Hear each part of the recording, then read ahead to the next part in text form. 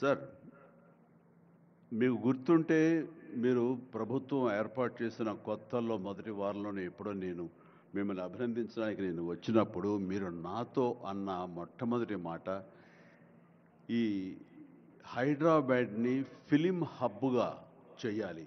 అదేదో ఒక తెలుగు ఇండస్ట్రీ వరకో లేకపోతే సౌత్ ఇండియన్ ఫిలిం ఇండస్ట్రీ వరకో లేకపోతే ఏ భారతీయ వరకో కాదు, గ్లోబల్ మనకి ఏమి తక్కువ అని, ఇక్కడ ఏ వనరులు తక్కువ అని చెప్పేసి, ఏ ఎంకరేజ్మెంట్ తక్కువ అని చెప్పేసి మనం ఎందుకు చేయలేకపోతున్నాం? ఎందుకు కొన్ని తెలుగు ఫిలిమ్స్ ఒక లాంగ్వేజ్కే మనం కన్ఫైన్డ్ అయ్యాం?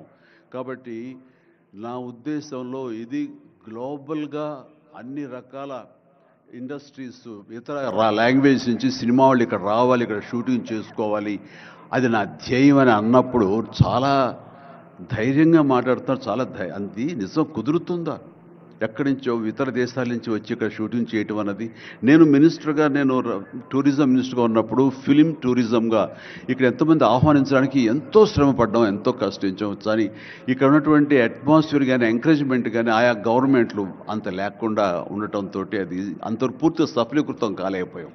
ఆ ఉద్దేశంతో నేను కొంచెం స్కెప్టికల్గానే ఉన్నాను. ఎంతవరకు కుదురుతుంది, ఈయన డ్రీమ్ సక్సెస్ చేయగలరా అని అనుకుంటూ, మీరు ఏమైనా చేయండి, మీ గైడెన్స్ ఇవ్వండి, మీరు ఏం చెప్తే దాన్ని ఫాలో అవడానికి మేమందరం రెడీగా ఉన్నామని ఒక మాట ఇచ్చి మాత్రం అన్నాను. కానీ విత్ ఇన్ నో టైం ఇంత పెద్ద ఎత్తున ఈయన అన్ని రకాల సెక్టార్స్ వాళ్ళని ఇన్వైట్ చేయటి, గ్లోబల్గా అందరినీ వెల్కమ్ చేసి ఈ రోజున అందులో ఒక పార్ట్గా సినిమాలను కూడా ఆయన వెల్కమ్ చేస్తున్నారంటే కనుక అది హ్యాట్స్ ఆఫ్. అది ఆయన ఒక్కరి వల్లే అయ్యింది. అన్నట్టుగా కాకుండా అన్నది సాధ్యం చేసేలాగా ప్రాక్టికల్గా ఈ రోజు మనందరం చూస్తున్నాము. ఇది చాలు, డెఫినెట్గా ఆయన అనుకున్నది సాధిస్తారనే ప్రగాఢమైన నమ్మకం నాకు ఏర్పడింది. ఎందుకంటే ఆయన అన్నది హైదరాబాద్ అనేది సెంట్రల్ లొకేటెడ్ మన కంట్రీలో. ఏ ఇతర ఇంపార్టెంట్ సిటీస్కి వెళ్ళాలని సరే 1 అవర్ డిస్టెన్స్లోనే ఉంది. మేబీ ఢిల్లీ ఇంకొక 1 అవర్ పడుతుందేమో తప్ప. అండ్ ఇక్కడ లేని లొకేషన్స్ ఎక్కడ లేవు, ఎక్కడ లేకుండా పోలేదు. మనకు మంచు కొండలు ఉన్నాయి, థార్ డెజర్ట్స్ ఉన్నాయి, అడవులు ఉన్నాయి, వర్షాలు పడేవి ఉన్నాయి, లాంగెస్ట్ బీచ్లు మనకు ఉన్నాయి. ఏమి తక్కువ, ఏ లొకేషన్స్ తక్కువ, ఏ వనరులు తక్కువ. ఇక్కడ పని చేయడానికి వాళ్ళకి స్కిల్ డెవలప్మెంట్ చేయగలిగితే కనుక పని చేయడానికి ఎంతోమంది ముందుకు వచ్చి సినిమా పరిశ్రమ ద్వారా ఉపయోగపడి వాళ్ళ కుటుంబాలకు వాళ్ళు ఉపయోగించుకుంటారు.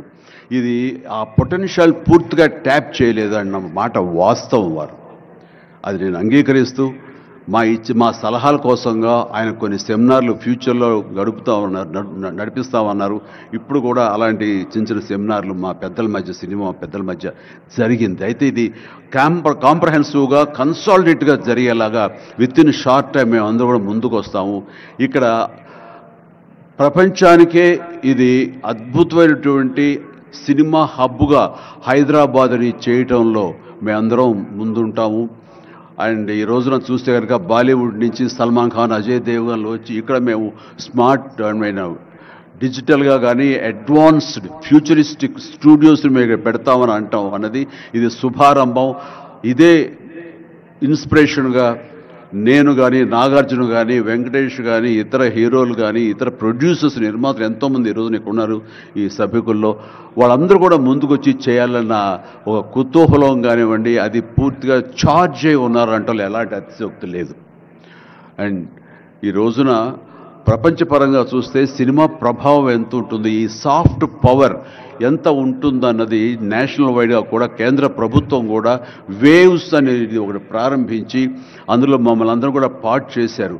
అంటే ఎకనామికల్గా అది ఎంత పవర్ ఇస్తుంది, మన కంట్రీ జీడిపికి ఎంత కంట్రిబ్యూట్ చేస్తుందో అనడానికి బాగా వాళ్ళందరికీ తెలిసిన వాళ్ళు కాబట్టి సినిమా మీద అంత దృష్టి పెట్టారు. సినిమాని కేవలం పేరు తీసుకురావడమే కాకుండా ఎంతో కంట్రిబ్యూట్ చేస్తుంది, ఎంతోమందికి ఎంప్లాయ్మెంట్ జనరేట్ చేస్తుంది, ఎంతోమందికి ఉపాధి కల్పిస్తుంది. అంటే ఉదాహరణకి కొరియా తీసుకుంటే కనుక కొరియాలో ఇనీషియల్గా వాళ్ళందరూ యూత్ అనేవాళ్ళు ఈవినింగ్ అయ్యేసరికి చాలా పక్కదారులు పడుతున్నారు, కొన్ని వ్యసనాలకి లోనవుతున్నారు.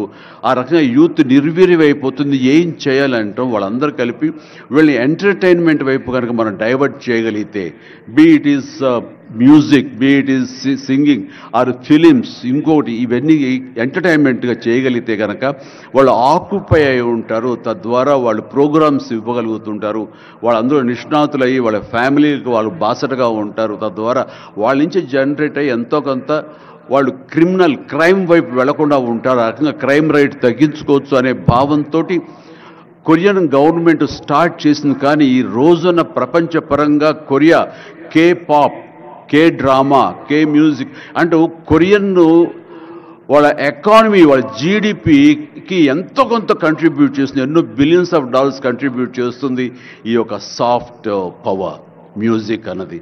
అలాగే జపాన్ కూడా యానిమే అని చెప్పేసి వాళ్ళు కూడా వాళ్ళ సాఫ్ట్వేర్, వాళ్ళ ఎంటర్టైన్మెంట్ సంబంధించి ఈ ఎంటర్టైన్మెంట్ యానిమేటెడ్ ఫిలిమ్స్ కూడా ఎంతో కొంత కంట్రిబ్యూట్ చేస్తుంది. అలాగా మీరు ఈ సినిమా ఇండస్ట్రీ మీద, సినిమా పరిశ్రమ మీద ఆల్ ఇండియా లెవెల్లోనూ ఇంటర్నేషనల్ లెవెల్లోనూ ఇక్కడ కనుక వెల్కమ్ చేయగలిగి వాళ్ళకి కావాల్సిన ఇన్ఫ్రాస్ట్రక్చర్ కనుక మీరు ఇక్కడ ప్రొవైడ్ చేయగలిగితే, చేస్తానికి మీరు ప్రిపేర్ అయి ఉన్నారు, చేయగలిగితే కాదు చేస్తున్నారు.